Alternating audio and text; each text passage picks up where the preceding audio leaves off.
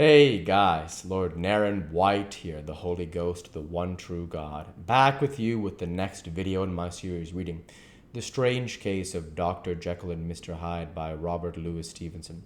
Without further ado, returning to The Strange Case of Dr. Jekyll and Mr. Hyde, as read by Lord Naren White. The next day came the news that the murder had not been overlooked, that the guilt of Hyde was patent to the world, and that the victim was a man high in public estimation. It was not only a crime, it had been a tragic folly. I think I was glad to know it. I think I was glad to have my better impulses thus buttressed and guarded by the terrors of the scaffold. Jekyll was now my city of refuge. Let but Hyde peep out an instant, and the hands of all men would be raised to take and slay him. I resolved in my future conduct to redeem the past, and I can say with honesty that my resolve was fruitful of some good. You know yourself how earnestly in the last months of the last year I labored to relieve suffering.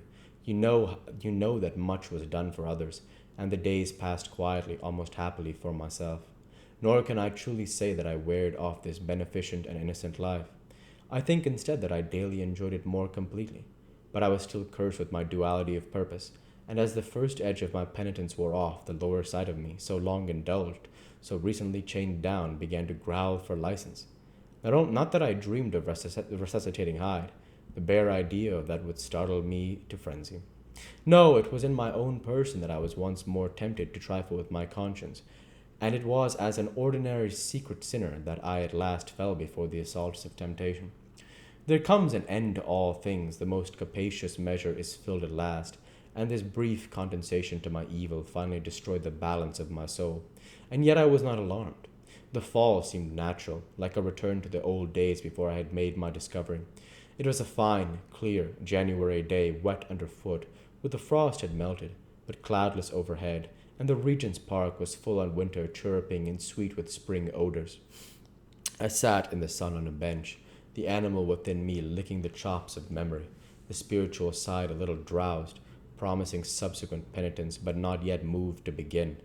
After all, I reflected, I was like my neighbors, and then I smiled, comparing myself with other men, comparing my active goodwill with the lazy cruelty of their neglect. And at that very moment of the vainglorious thought, a qualm came over me. A horrid nausea and the most deadly shuddering. These passed away and left me faint.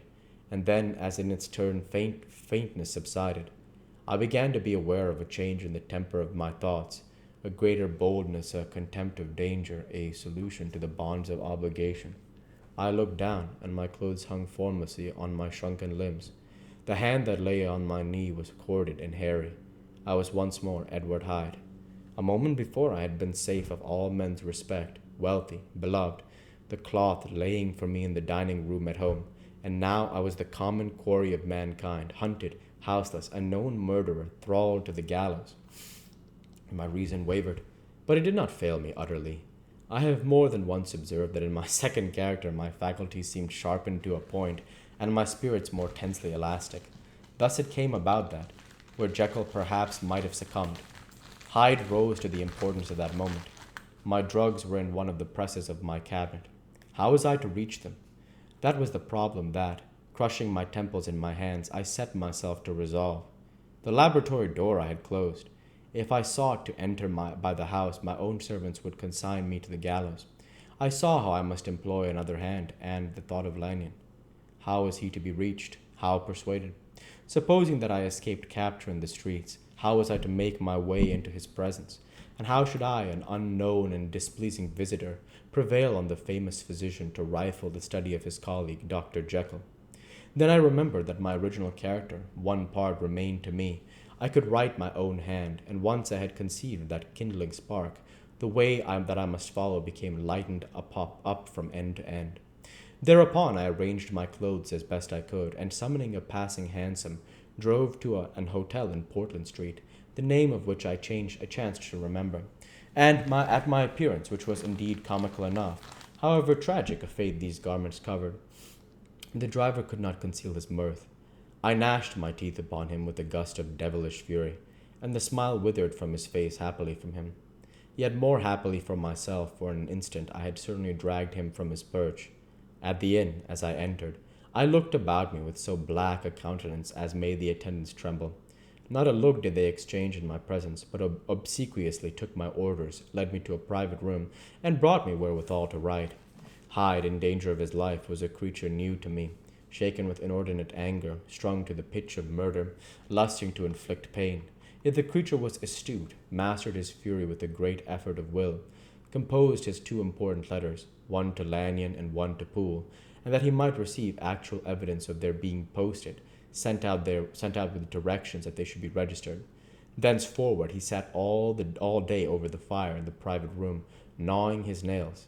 There he dined, sitting alone with his fears, the waiter visibly quailing before his eye, and thence, when the night was fully come, he set forth in the corner of a closed cab, and was driven to and fro about the streets of the city. He, I say, I cannot say, I. That child of hell had nothing human.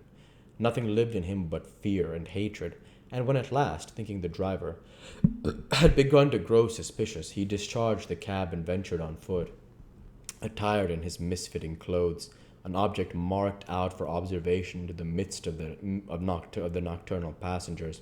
These two bare passions raged within him like a tempest.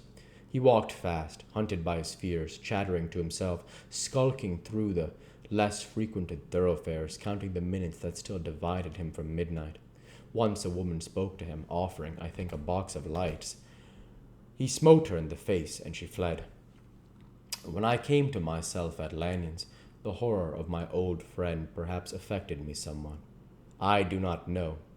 It was at least but a drop in the sea to the abhorrence with which I looked back upon these hours. A change had come over me. It was no longer the fear of the gallows. It was the horror of being Hyde that racked me.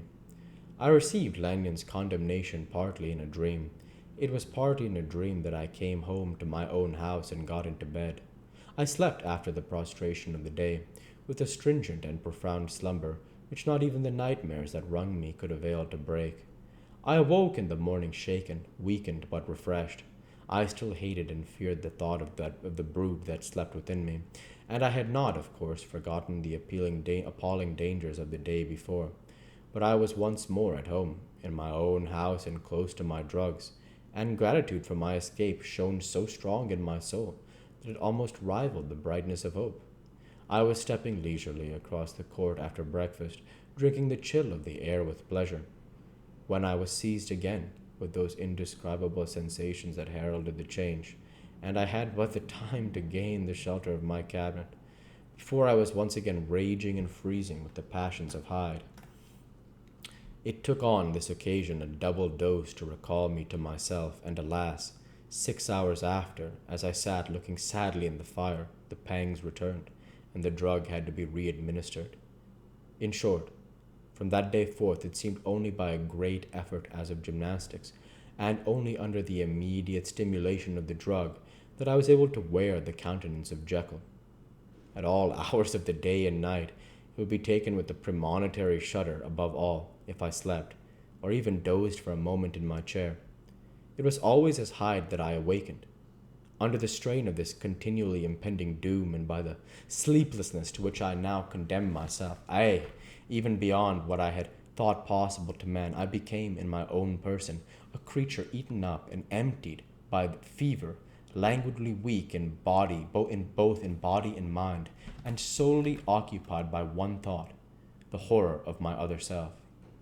But when I slept, or when the virtue of the medicine wore off, I would leap almost without transition, for the pangs of transformation grew daily less marked, into the possession of a fancy brimming with images of terror, a soul boiling with causeless hatreds, and a body that seemed not strong enough to contain the raging energies of life.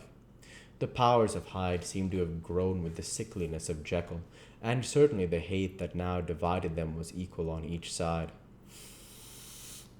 With a Jekyll, it was a thing of vital instinct. He had now seen the full deformity of that creature that shared with him some of the phenomena of consciousness, and was co-heir with him to death. And beyond these links of community, which in themselves made the most poignant part of his distress, he thought of Hyde, for all his energy of life, as of something not only hellish but inorganic. We'll go ahead and stop there for this week. As usual, I want to say thank you for watching, and I hope you enjoyed. Please like, comment, and subscribe, as it greatly helps the channel. Light be with you all. Take care, and thanks again.